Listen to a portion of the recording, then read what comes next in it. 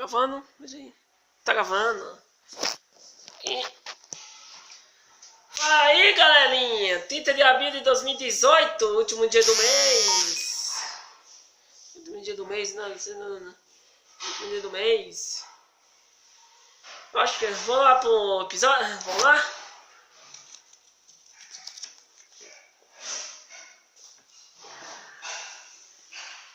Vou lá pro episódio. Acho que esse é o último, cara. Eu tô pensando em fazer live no Facebook. Acho que foi pro Facebook agora fazer live. Olha lá, galerinha. Hoje fazer duas de uma vez. As concepções formais da história.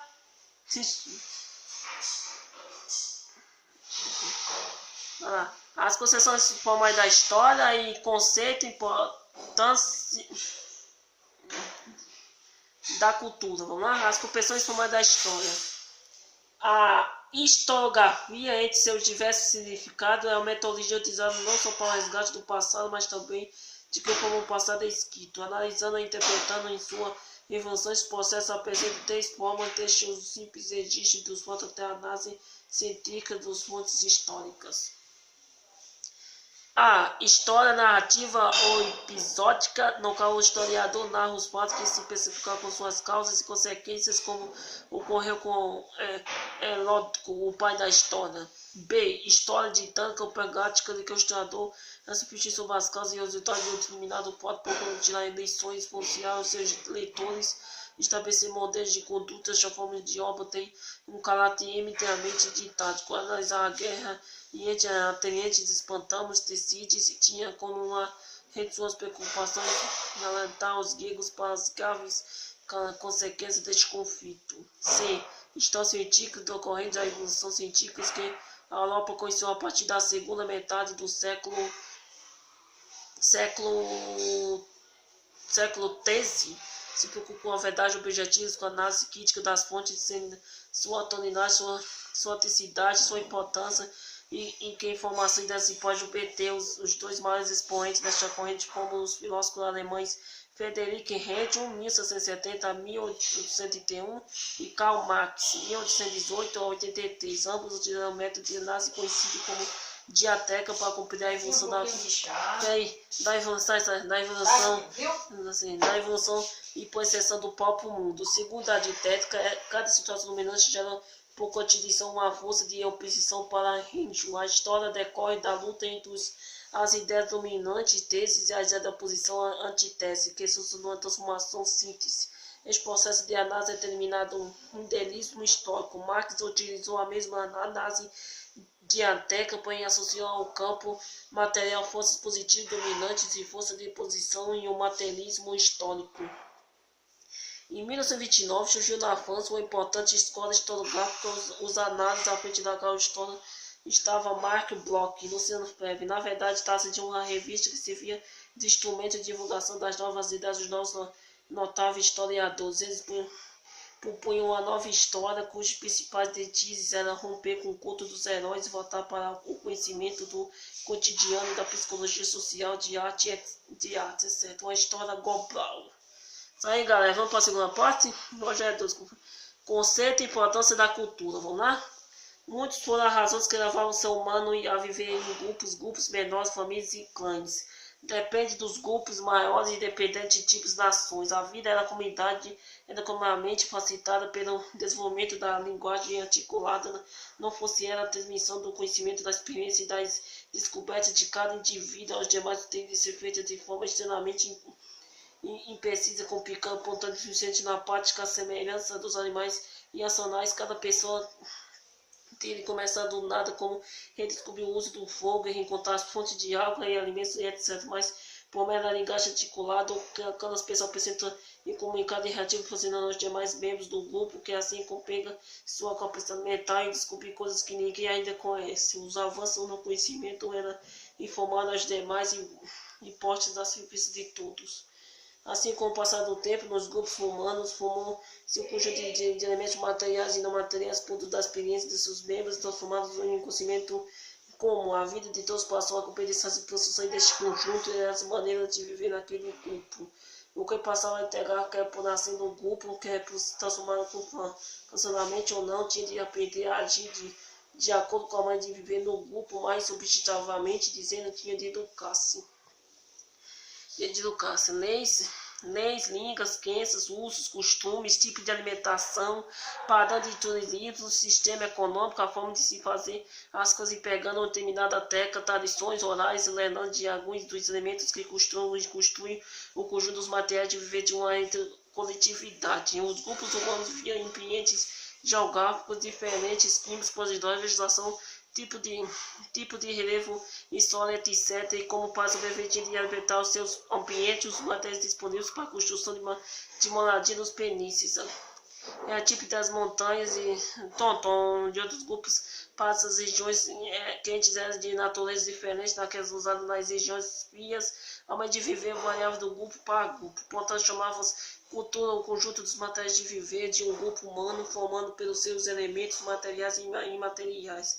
Através dela que diferenciamos um grupo de outro grupo e, sobretudo, um povo de outro, e seu conhecimento, a sua análise, por meio das ações e pesquisas, não se leva ao conhecimento de uma escola de valores, isto é, de que avalar uma cultura sobre outra, sobretudo, deve ser competida em sua realidade, aplicados específicos, pode compreender melhor a nossa pluralidade natural, que é um elemento básico dos programas curriculares nacionais elaborados pelo Ministério da Educação e que é notória filosofia do atual ensino brasileiro.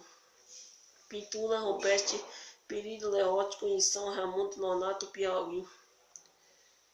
Fique ligado, um mini bônus, galera. Isso aqui é um mini bônus. A construção do passado. A tarefa dos historiadores passou a consultação existir a diversas fontes chamadas documentos históricos. Eles podem ser materiais escritos, restos arqueológicos, objetos dos mais variados tipos e materiais ou não materiais como entrevista, depoimento, etc. A análise destas fontes possível a reconstrução objetiva do passado, porém é importante saber o que o conhecimento e a interpretação desse passado são influenciados pelos valores do historiador, que sua forma de ver o passado, principalmente pela sua ideologia. A parte objetiva na reconstrução do passado, assim é importante ter em mente toda a história do passado é no fundo uma história do presente. Tese 14. Falando aqui, galerinha. Aqui né, é o bônus. Voltando aqui, vamos pro bônus. A folha. Esse é o bônus oficial. Vamos lá, vamos deixar isso ler. Você sabe que era sangue que estava no seu casaco? Assim ela pensa. Ei, Tite! A sua bolsa não estava certo disso. Verifique onde está o Ali.